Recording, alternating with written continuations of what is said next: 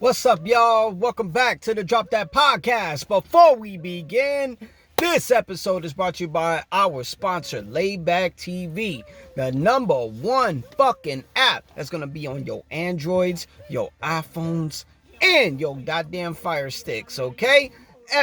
Over 10,000 channels, movies on demand, every sports channel, only $25 a month. Check them out on laybacktv.com if you don't fucking believe me. All right, let's get into the shits. We spent a lot of episodes regarding diss tracks and Drake versus Kendrick Lamar, some input with Metro Boomin, Future, The Weeknd. We even had some rebuttal with Rick Ross against Drake. It went crazy. And what did we get out of this? We got an interesting situation, okay? This past week, 2 records came out, right? We had The Game, okay? West Coast Compton legend, The Game, known for albums like The Documentary 2, The Red Album, Jesus Peace, 1992, Born to Rap, was the recent one, Drillmatic. Yo, this man just put out a fucking diss record on Maybach Music legend Rick Ross. Rick Ross, you know him, the man who gave us Port of Miami 2, Teflon Don, Deeper Than Rap. What's another fucking album of his? God Forgives, I Don't. The Black Market. Shit. What else? Damn, what was his recent album? Fuck, he got so many albums, I can't even fucking name them, bro. I can't even fucking name them. Mastermind, that's another album. Like, a lot of albums. These guys' discographies are fucking insane. And the crazy shit is, if you know hip-hop, you know Game and Rick Ross have collaborated multiple times on a track on Rick Ross's, The Game's album, the Red Album, Heavy Artillery, also featuring Beanie Siegel, one of my favorite tracks from the Red Album. Jesus Peace album, he gave us, I think it was, Boomaye, you know, like Ali Boomaye, you know what I mean? Interesting, and Game just gave us a record called Freeway's Revenge. Shots at Rick Ross. Holy fuck. Now, I know what people are thinking. You know, ever since Drake gave us a little jab at Rick Ross, we got Champagne Moments by Rick Ross against Drake. Even a video followed by that.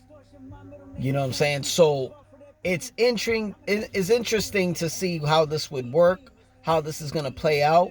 We get a diss record from The Game, but we get a video of Rick Ross eating fucking out of a Louis Vuitton or Gucci cereal bowl or some shit. I mean, I always considered Rick Ross as one of my favorite lyrical MCs from Miami. You know what I'm saying? Like, he's one of my top 3 favorites from Miami. And, you know, because Rick Ross don't even sound like he's from fucking Miami, but that's just me. But, classic albums, man. My favorite album from him is, it's a tie between fucking Deeper Than Rap and Port of Miami to Part 1. So, it's interesting to see where this will go. I would definitely hope Rick Ross can respond. I'm not like one of these motherfuckers on the internet who's gonna bust out with some shit that Rick Ross is on the clock. He's got this amount of time to fucking, respond to the game. I'm not one of those. You know what I mean? Respond, but respond on your own.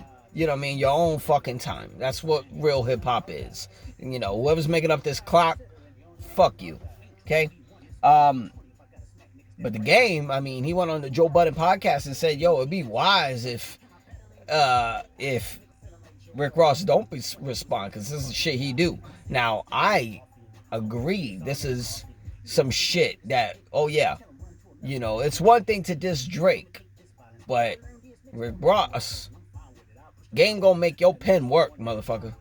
He's gonna make your pen work. You can't just come up with a song where everybody's gonna be dancing to Maybach music in the background type shit. Give us another Maybach Music Part 6, 7, 8, whatever the fuck it is. No, it's gonna make your pen work. That means come with the shits. This is a guy who was a part of G Unit, and then wasn't a part of G Unit, and then went against the whole entire G Unit. Okay? That's some motherfucking guts on a nigga, to actually go up against G Unit. Crazy. You know what I mean? 50, Banks, Buck, Yayo, the whole works. He went at him. Okay? So, get ready. And now we got, so until we get a Rick Ross response, well, we'll come back to that when it's time. But, that's not all we got. We got a record out of King Combs. If people don't know who King Combs is, that's Christian Combs, son of Puffy, son of Diddy, son of P. Diddy, Sean John Combs, okay?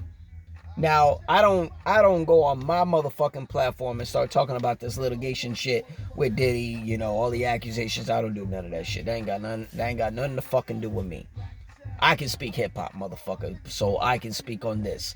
His son decides to put out a diss record on everyone who replaced pause, any like gay references when you end it with pause, and replaced it with No Diddy, which is, after his father. Oh, he's challenging everybody to say No Diddy now. I think that's cute, but, whatever. But that's not what I'm thinking about. Also, he dissed 50 Cent on there. Because, this 50 Cent is not one you want to fuck with on the internet. You know what I mean? We talking trolls, yo.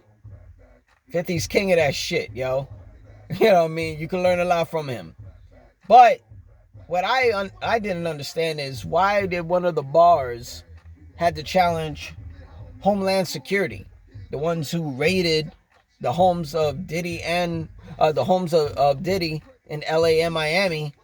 I don't get it. He's like telling them, yo, shit, they went out this house when, should have paid attention. We bought the one next door, some shit like that. I mean, some people are saying that's dry snitching yourself. And if it is, I mean, y'all got to think about something.